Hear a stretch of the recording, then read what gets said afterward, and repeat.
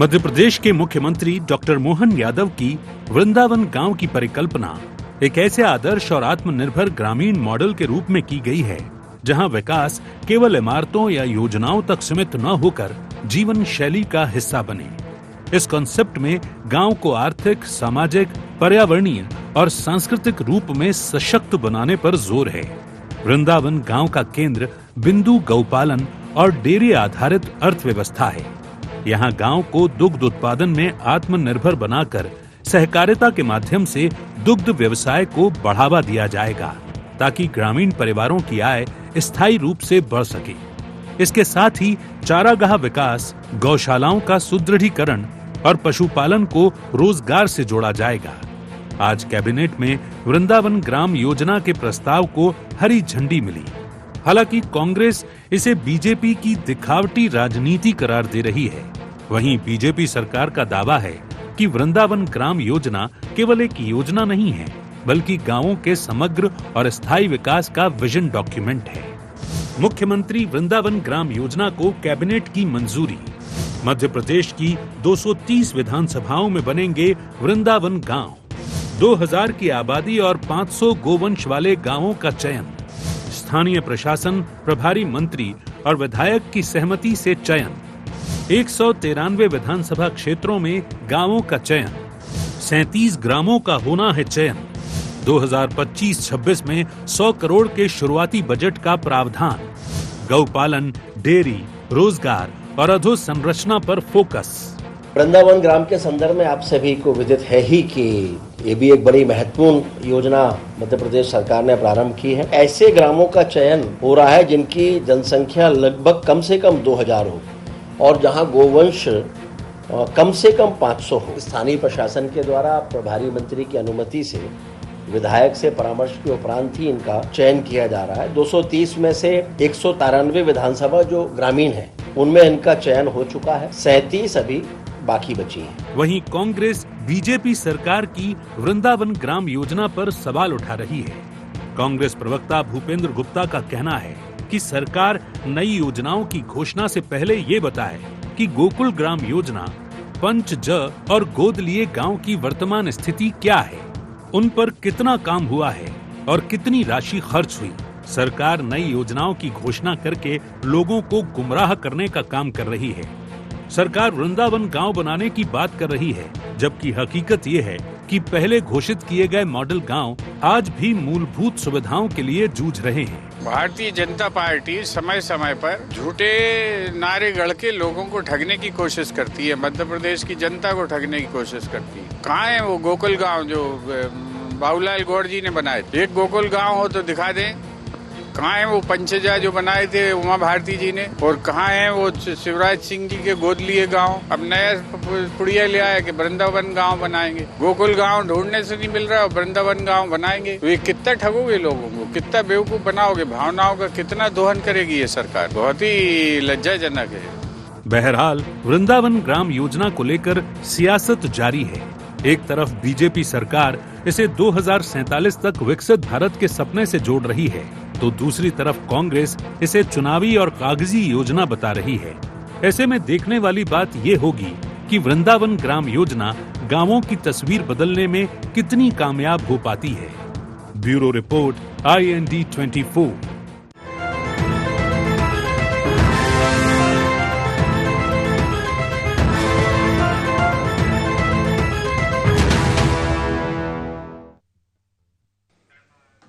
नमस्कार, IND agenda में आप सभी का स्वागत है। मैं हूं आपके साथ दिव्यांशु जोशी। तो मध्य प्रदेश के मुख्यमंत्री डॉक्टर मोहन यादव की वृंदावन गांव की परिकल्पना एक ऐसे आदर्श और आत्मनिर्भर ग्रामीण मॉडल के रूप में की गई है जहां विकास केवल इमारतों या योजनाओं तक सीमित न होकर के जीवन शैली का हिस्सा बन जाए। और इस कॉन्सेप्ट में गांव को आर्थिक, सामाजिक, पर्यावरणीय और सांस्कृतिक रूप से सशक्त बनाने पर भी जोर दिया गया है। वृंदावन गांव का केंद्र बिंदु गौपालन और डेयरी आधारित अर्थव्यवस्था है, जहां गांव को दुग्ध उत्पादन में आत्मनिर्भर बना करके सहकारिता के माध्यम से दुग्ध व्यवसाय को बढ़ावा दिया जाएगा ताकि ग्रामीण परिवारों की जो आय है वो स्थायी रूप से बढ़ सके। इसके साथ ही चारागाह विकास, गौशालाओं का सुदृढ़ीकरण और पशुपालन को रोजगार से जोड़ा जाएगा। अब इसे लेकर के कांग्रेस सवाल उठा रही है। आज इसी विषय को लेकर के हम चर्चा करेंगे, लेकिन चर्चा करने से पहले जान लेते हैं क्या है आज के एजेंडा पॉइंट्स।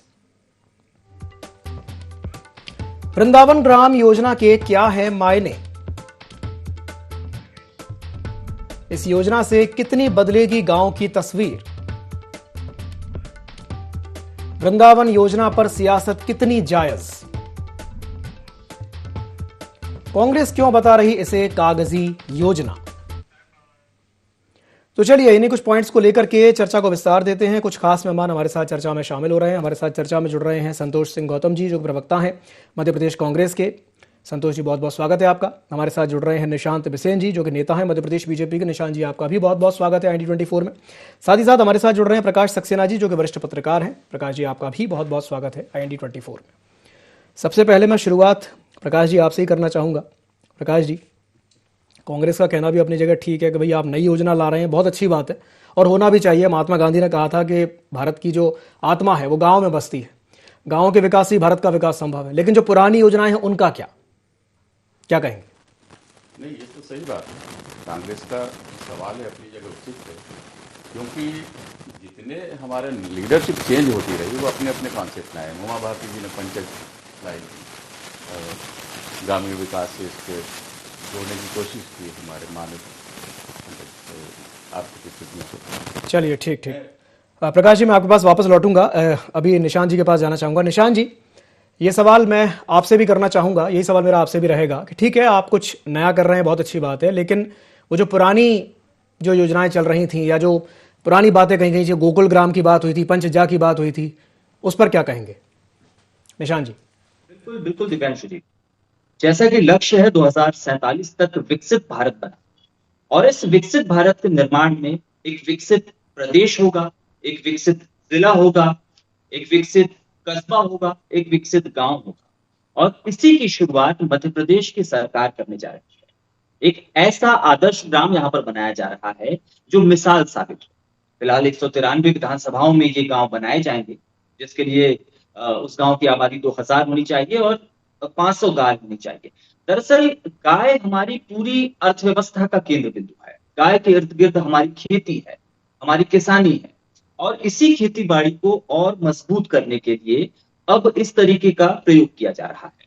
जाहिर सी बात है, जब ये गांव मजबूत होंगे, यहाँ पर गौशालाएं होंगी, इसके लिए एक 100 करोड़ का फंड सरकार ने तैयार किया हुआ है। तो इन गांवों को इस तरीके से मजबूत बनाया जाएगा कि यहाँ पर तमाम तरह की अम्यूनिटीज, इंफ्रास्ट्रक्चर होगा, गौशाला होगी, और आप इसे इस तरीके से समझ सकते हैं कि मध्य प्रदेश इस वक्त देश में तीसरे नंबर का दुग्ध उत्पादक राज्य है। अब मिल्क कैपिटल बनाने की बात हो रही, 2028 तक मिल्क कैपिटल अगर मध्य प्रदेश को बनाया जाता है तो आप यकीन मानिए कि सरकार का ये फोकस है कि जो गौपालक हैं उनसे ना सिर्फ भैंस का दूध खरीदा जाएगा, बल्कि गायों का दूध भी खरीदा जाएगा, और एक अच्छी कीमत पर खरीदा जाएगा। तो इसके लिए प्रोत्साहित तो करना होगा, और जब प्रोत्साहित करना होगा तो उसके लिए एक मॉडल बनाना होगा, और इसी मॉडल को बनाने की तैयारी हो रही है कि उस गांव में एक प्रॉपर गौशाला हो, बेहतर तरीके से आत्मनिर्भर चीजें वहां पर विकसित की जाए, चाहे वो ग्राम पंचायत का भवन हो, चाहे स्वरोजगार से जुड़ी चीजें हों, या फिर दूसरे प्रकार हो। ऐसे बहुत सारी चीजें हैं उस गांव में, चाहे बिजली की अच्छी व्यवस्था हो, चाहे शिक्षा की अच्छी व्यवस्था हो। तो ऐसी बहुत सारी तमाम सरकारी योजनाएं हैं, तमाम दूसरी विभागों की योजनाएं हैं, सबको उस गांव में अमली जामा पहनाकर एक ऐसा गांव विकसित किया जाएगा जिसे देखकर दूसरे गांव के लोग बोले, भाई हमें अपने गांव को ऐसा बना। तो इसकी एक शुरुआत हो रही है। नहीं पता इसे किस तरीके से कांग्रेस देखना चाह रही है, लेकिन मैं स्पष्ट कर देता हूं, पुरानी जिन योजनाओं की बात कर रहे हैं, अगर वो योजनाएं पूरी नहीं होती तो मध्य प्रदेश आज जिस जगह पर खड़ा है उस जगह पर खड़ा नहीं होता। आप देखिए मध्य प्रदेश में चाहे वो कृषि की GDP की बात हो, चूंकि हम गांव की बात कर रहे हैं, जब गांव की बात करेंगे तो खेती किसानी की बात होगी, कृषि की GDP की बात हो, किसानों को 0% पर ब्याज की बात हो, या फिर स्वावलंबन की बात हो, स्वरोजगार की बात हो। आज कितनी गांवों की तस्वीर बदली है। मध्य प्रदेश में 55,000 गांव है भाई साहब, 55,000 गांव। इन 55,000 गांव में 26,000 गांवों को डेयरी प्रोडक्ट्स से जोड़ने की तैयारी है 2030 तक। तो इस मंशा को आप समझिए, इस पावन मंशा को समझिए कि मध्य प्रदेश को विकसित बनाने के लिए कितनी शानदार पहल की जा रही है।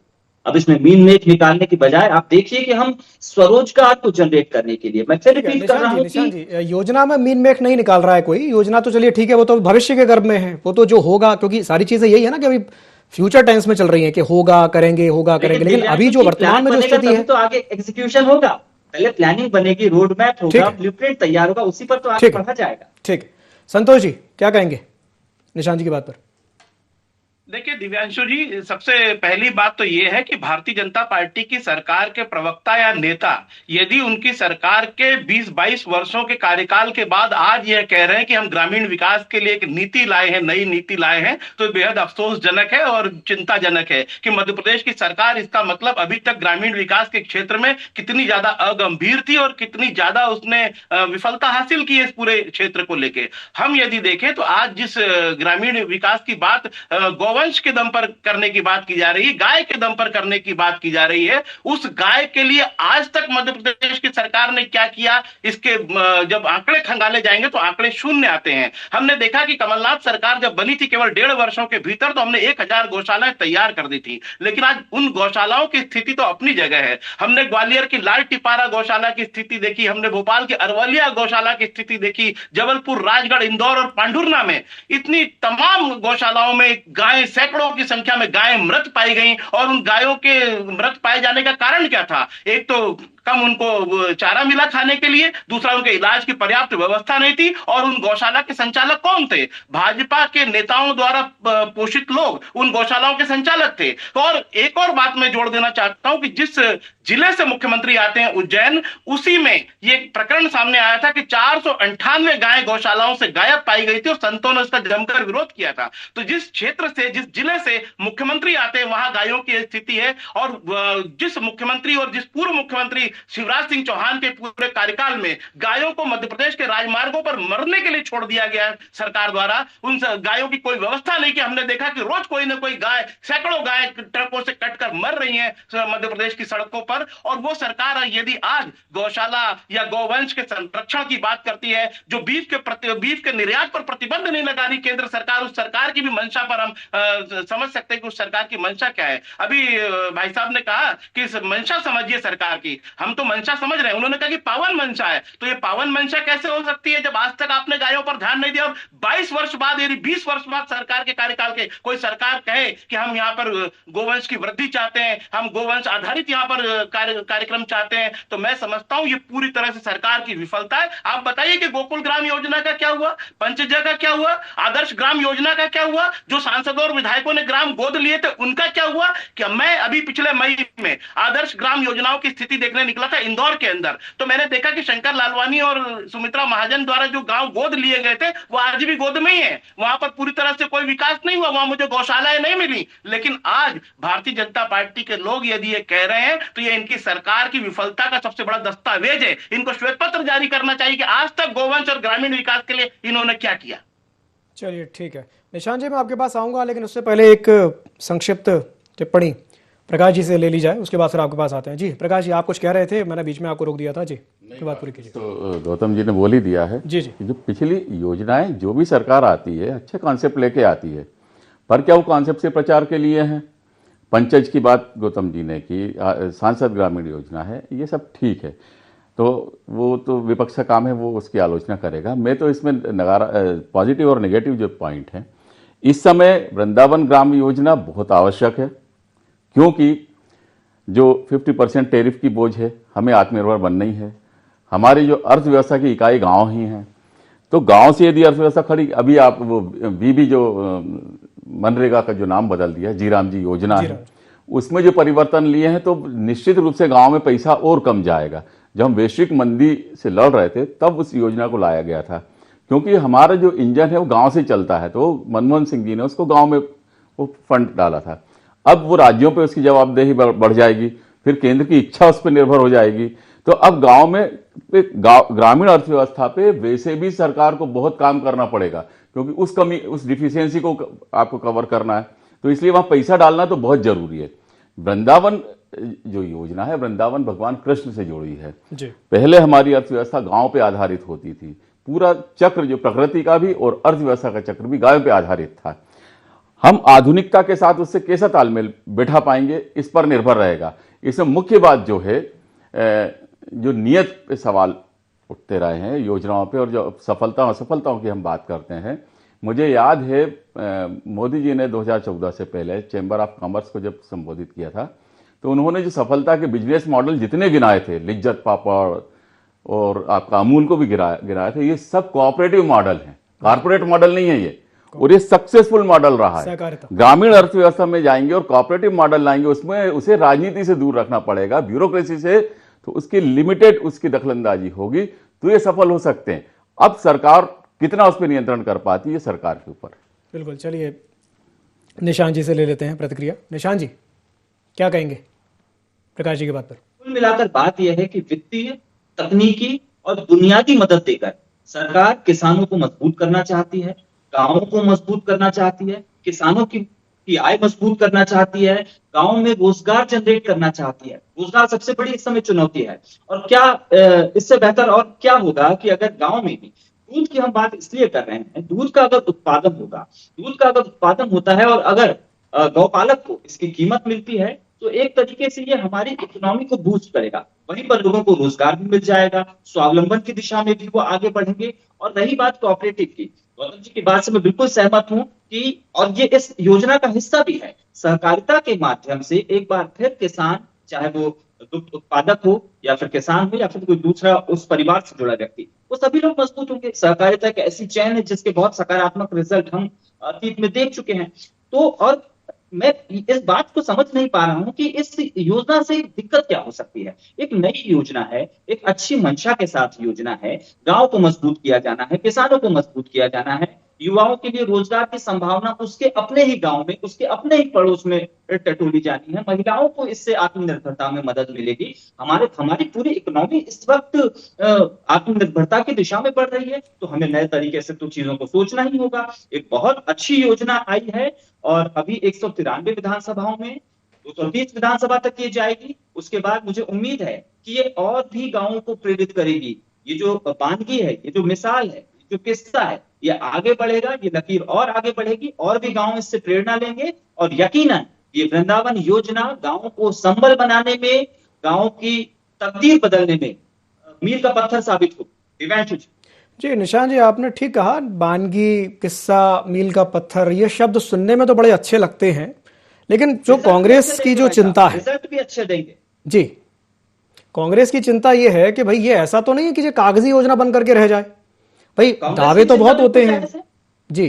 कांग्रेस का काम है चिंता करना, लेकिन हमारा काम है चिंतन करना। और बहुत चिंतन करके इस योजना को बनाया गया है। जुलाई में ही बता दिया गया था कि इतनी बड़ी व्यापक ये योजना लाई जाएगी और आज कैबिनेट ने जब इस पर मुहर लगा दी है, 193 वृंदावन मॉडल ग्राम जब बनने जा रहे हैं, तो मैं तो चाहूंगा कि कांग्रेस के साथी भी इसकी तारीफ करें, अपने कार्यकर्ताओं को कहें कि इस गांव को विकसित करने में, इस गांव को बनाने में वो अपना भी योगदान दें और उस गांव का चयन करने में मदद करें जहां पर 500 मवेशी है, 500 गौपालक, 500 गायें हैं और 2000 की आबादी है। एक बेहतर सा गांव देके उस गांव को मॉडल गांव बनाए और उससे प्रेरणा लेकर दूसरे गांव भी इसी दिशा में आगे बढ़े।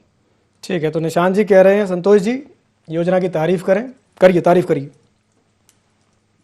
जी संतोष जी। निशांत जी क्या कर सकते हैं? निशांत जी को तो वही कहना है जो उनकी सरकार जो नाम बदलकर जो योजनाओं की प्रस्तुति करती रही है, तो निशांत जी की तो मजबूरी है कि वो सरकार की तारीफ करें। लेकिन निशांत जी ने कहा कि कांग्रेस को क्या दिक्कत है? कांग्रेस को इस योजना के नाम या इसके उद्घाटन की बात पर कोई दिक्कत नहीं है। हमारी दिक्कत भारतीय जनता पार्टी के झूठ पर है, उसके प्रोपेगेंडा पर है।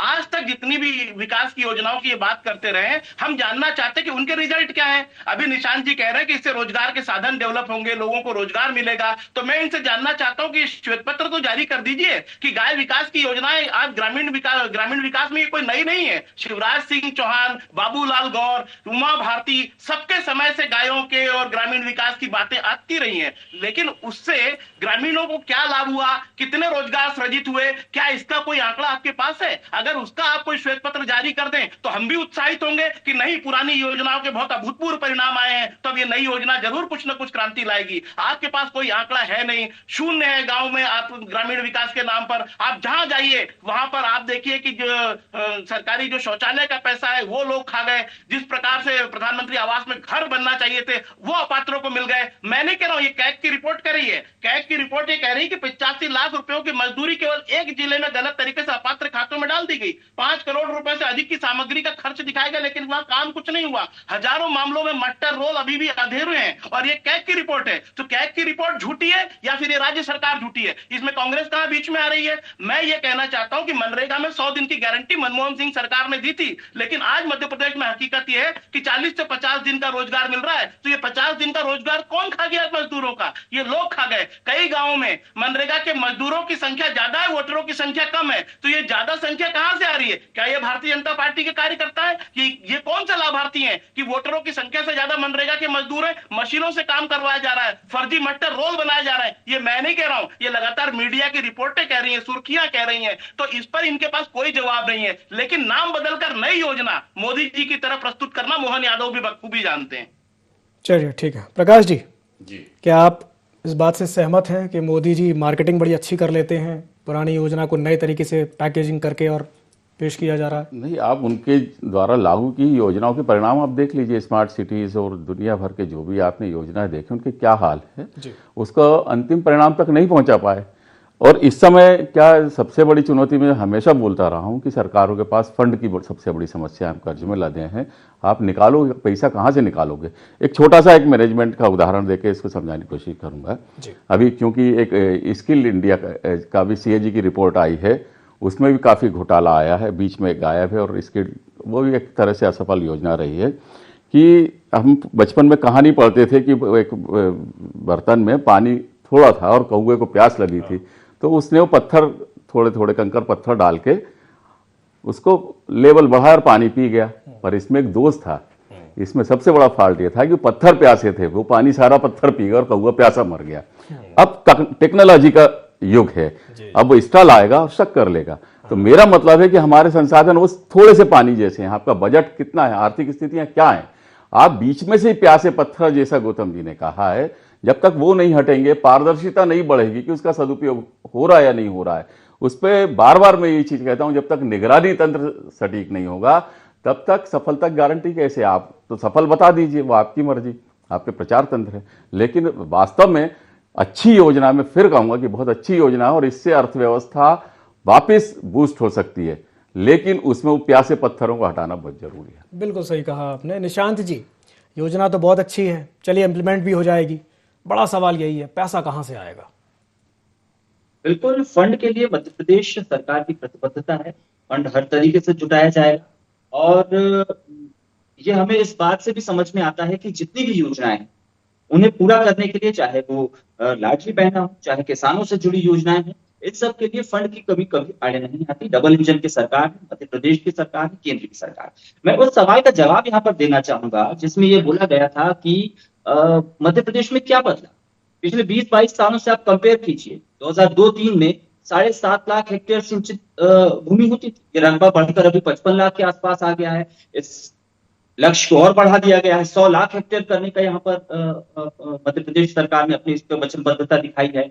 अगर हम मध्य प्रदेश की सड़कों की बात करें तो आप क्या इस बात से इनकार कर सकते हैं कि मध्य प्रदेश के ग्रामीण क्षेत्रों में जिस तरीके से सड़कों का जाल बिछा हुआ है, उसने हमारे ग्रामीणों की जिंदगी सुगम कर दी?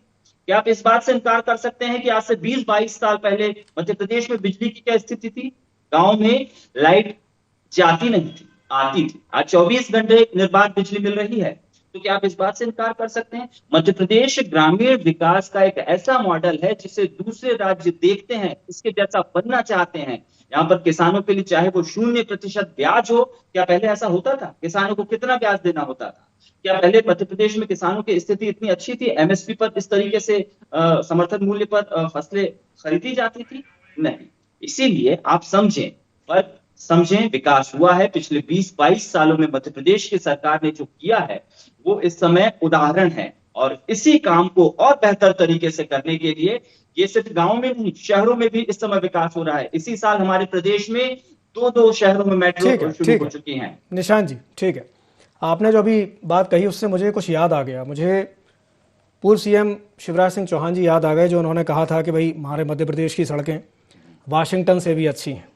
कुछ वैसा ही आपकी बात भी मुझे लग रही है कि मध्य प्रदेश की जो सड़कें हैं, कि आप कहने के भाई मध्य प्रदेश की सड़कें इतनी अच्छी हैं कि हमारा जो प्रदेश है वो दूसरे राज्यों के लिए मॉडल स्टेट बन गया है। पहली बात तो ये। और दूसरा, जो आपने कहा कि भाई फंड की कोई कमी नहीं है, भाई पहले से ही इतना कर्जा चढ़ा हुआ है सरकार पे, क्या और कर्जा लिया जाएगा? चलिए संतोष जी कुछ कहना चाह रहे हैं। जी संतोष जी। दिव्यांशु जी, एक बात का विरोधाभास तो अभी साबित हो गया है।